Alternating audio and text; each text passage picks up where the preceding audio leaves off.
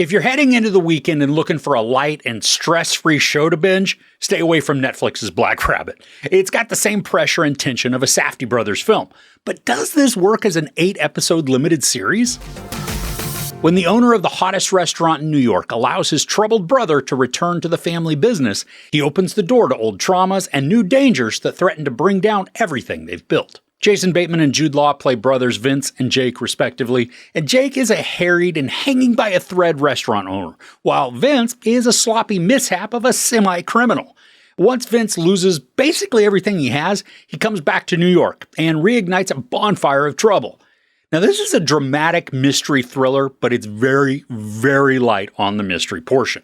After the first episode, you can tell what the truth is, and then have to decide if you want to spend the next 7 episodes watching it all play out. Even though the mysterious aspect is poo and utterly obvious, the rest of the show is an anxiety-filled pressure cooker drama with bad decisions piled on bad decisions to create scenarios that amplify the worst of people, and also maybe showcase who they really are. Or maybe it's to create the space to examine what people do for family or self-preservation when pushed into an inescapable corner. The pacing of this, along with the almost incessant stress, make this feel like a drawn-out Uncut Gems. And I don't see that as a bad thing because I loved that movie, even though it created all sorts of muscle cramps from being agitated through the entire film.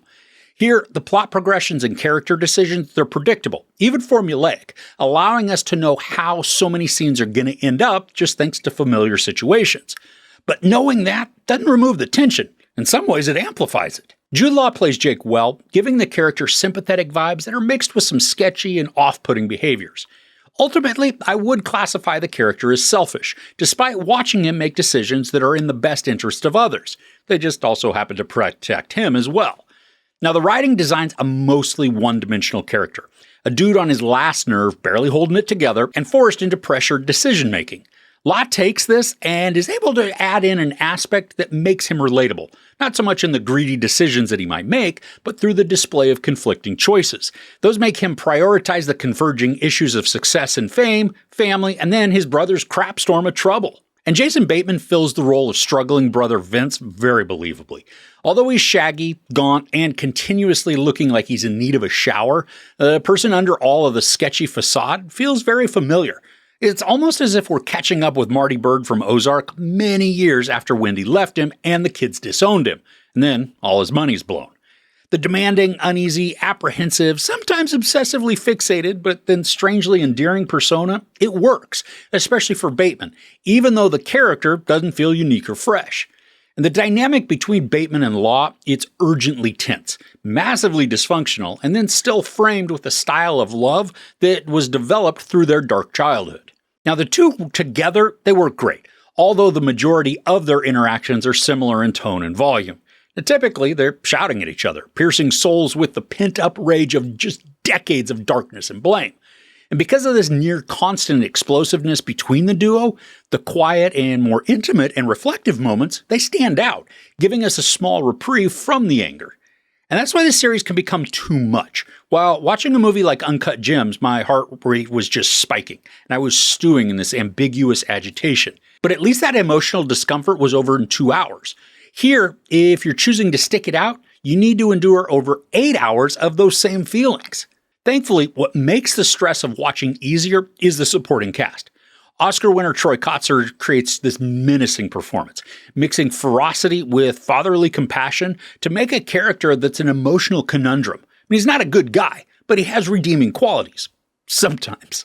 Amaka Okafor is the chef at the restaurant who is then dragged along into the terrible decisions Vince and Jake make that affect both her job and her reputation. Sopedirisu has this playboy aloofness to his character, this artist who is wildly successful, full of life, and ultimately supportive of Jake and the business. He and Cleopatra Coleman share this dynamic that's both simple and complicated, thanks to the friendship trio that includes Jake. Now, Forrest Weber and Chris Coy, they shine as two mid-level thugs. They're a bit unmatched when it comes to wisdom and impulsiveness, with Weber being more of the emotionally explosive of the duo, acting on the feels more than the rationality.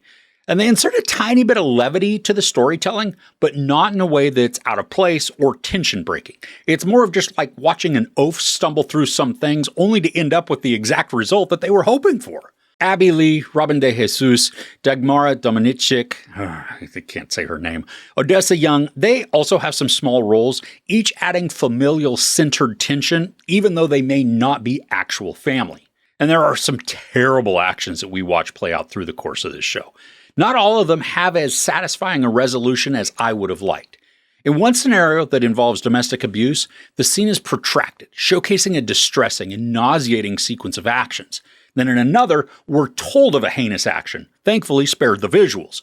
In just these two examples, both of them don't have a satisfying comeuppance that I would have preferred. From a visual styling perspective, the show is cinematically gritty. There are a lot of dimly lit scenes, as if the whole series has been just cast with this grayish-brown tint. And this, combined with the worn appearances of most of the cast, it creates a dingy and abandoned sense, placing the characters in kind of a timeless sort of stew, mixing the 80s, 90s, and present aesthetics to build an atmosphere that's both refined and foul. So overall, Black Rabbit is a feverish stress ride through the dysfunctional cyclone of brotherhood that sucks in everyone on the periphery of the vortex of chaos. Jude Law and Jason Bateman share a good dynamic, creating a believably strained relationship that fluctuates between love and hatred.